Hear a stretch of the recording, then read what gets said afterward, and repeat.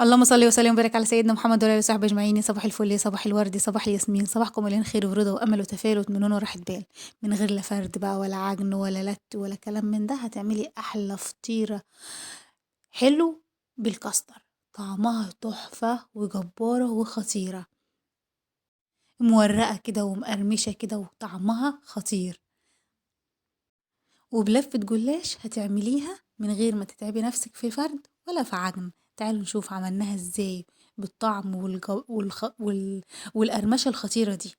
اول حاجة كده معانا لفة الجلاش بتاعتنا، سايبينها فكة حلوة، هنغطيها بالفوطة ونركنها على جنب، ونجيب معانا الصينية اللي هنعملها فيها، ونجيب سمنة سايحة معانا، سمنة زبدة، سمنة عادية اللي انتي حباه، سمنة بلدي اللي انتي حباه، المادة الدهنية اللي انتي حباها. ونحط شوية كده في الصينية، ونبتدي نمرق كده الفطيرة بتاعتنا أو الجلاش بتاعنا، ونبتدي نحط ورقة ورقة، ونحط ما بين كل ورقة وورقة رشة من السمنة دي. ممكن تحطي زيت، بس الزيت هتخليها طرية معاكي، مش هتبقى مقرمشة قوي، بس السمنة هتخليها مقرمشة كويسة. هنحط بقى كمية كويسة كده تحت، يعني تقريبا تلتين الكمية تلتين اللفة اللي معانا. وطبعًا هنعمل حراف كده لل بالجلاش بتاعنا على الحرف كده، علشان نغطي بيها الكاستر بتاعنا من جوّه، وما يبقاش يطلع برّه كده ويبقى شكله مش لذيذ ويلزق معاكِ في الصينية، عشان تبقى معاكِ فطيرة، فطيرة يعني. أهم حاجة إن أنتِ لازم تخلّي فيه إحراف كمية كويسة، كل الطبقة اللي تحت هتكون هي أحرافها.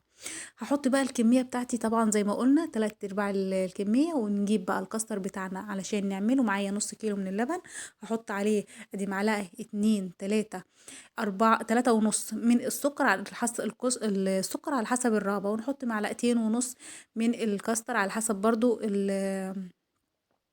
اللبن بتاعِك قد إيه. أنا حطيت على نُص كيلو، حطيت عليه معلقتين ونُص من الكاستر البودر. هاقلّبها بقى تقليبة كويسة، واحطها على البوتاجاز لحد ما تتقل معايا، وننزل بيها كده على الجلاش بتاعنا المتورق الحلو ده، وننزل بيها كده ونفردها فردة كويسة، ونخلّيها تبقى في الأحرف الصينية كويس، عشان تبقى مش الحشوة تكون في النُص بس. ونبتدي بقى نلِم عليها الأحرف اللي إحنا عملناها من الجلاش ديّة على حرف الصينية، وكل حرف وحرف نرش رشة من السمنة. بس أنا جيت قُلت لأ، نخلّيها بقى إيه، نجيب ورقتين من الجلاش بتاعنا اللي على جنب ده، اللي نغطي بيه في الآخر، ونحط كده في النُص علشان تبقى كلها تبقى متساوية في السمك بتاعها من الأحرف ومن الجناب وكله. فهنروح جايين بقى حاطين ورقتين كده، ونرش عليهم برضو كمية من السمنة مناسبة، ونبتدي بقى ايه نلم الأحرف بتاعتنا عليها زي ما قلنا، علشان نغطي الكاستر كويس وما يلزقش معانا في الصينية لما تيجي تدخليها الفرن، ما تلزقش معانا في الصينية. كل نلم بقى الأحرف اللي احنا عاملينها ديت، ونحط عليها رشة من السمنة كده بالفرشة. وطبعًا بقى مولعين الفرن بتاعنا من تحت ومن فوق. لو الفرن بتاعك من تحت بس هيبقى كويس برضه، ما فيش مشكلة. لو الفرن بتاعك من فوق ومن تحت هيبقى برضه هايل معاكِ، بس أهم حاجة من فوق تكون النار بتاعتِك هادية خالص، ومن تحت تكون عالية، علشان يتحمر معاكِ ويبقى من فوق ومن تحت متحمر وشكله لذيذ. وكمان بيكون مورق. أهم حاجة النار بتاعتِك تكون عالية من تحت، علشان بيديكِ التوريقة اللي هتشوفيها دلوقتي. أنا بقى رُحت جاية مطبّقة كده ورقة من الجلاش دي، وحطيتها في النُص كده، علشان تبقى الأحرف بتاعتي الحرف والنُص متساويين، يبقى سُمك واحد. وحطيت بقى بقية الجلاش عليها، علشان أدخّلها بقى من تحت كده زي ما أنتم شايفين بالطريقة ديّة، عشان يبقى الفطيرة بتاعتي متساوية من جميع الجهات، ما فيش الكاستر بتاعي جواها خالص. ممكن تضغطي عليه لو كعكل كده منِّك، ممكن تضغطي على الأحرف بتاعته وتسويه تاني زي ما هو. نقطّعها بقى التقطيعة اللي تريحنا.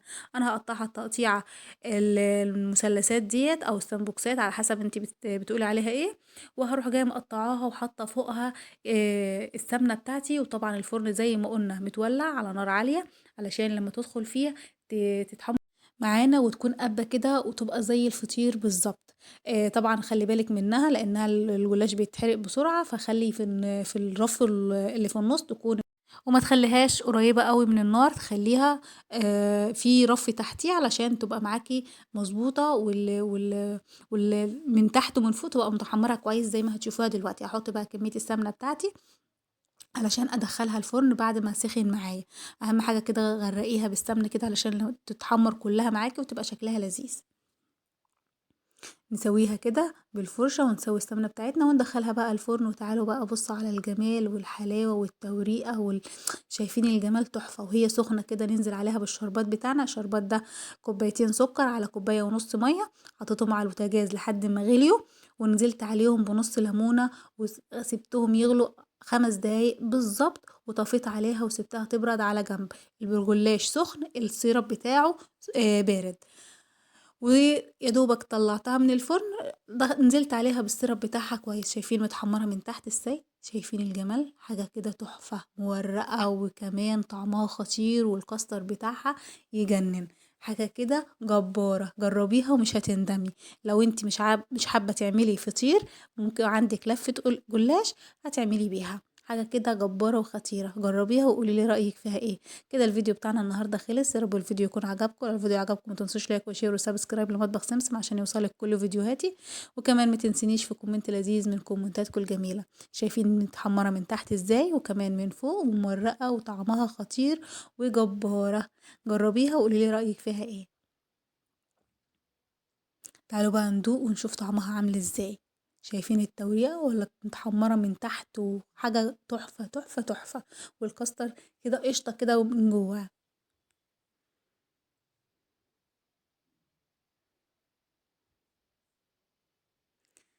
مقرمشة من تحت ومقرمشة من فوق. يلا بقى اشوفكم في فيديو جديد في رعاية الله.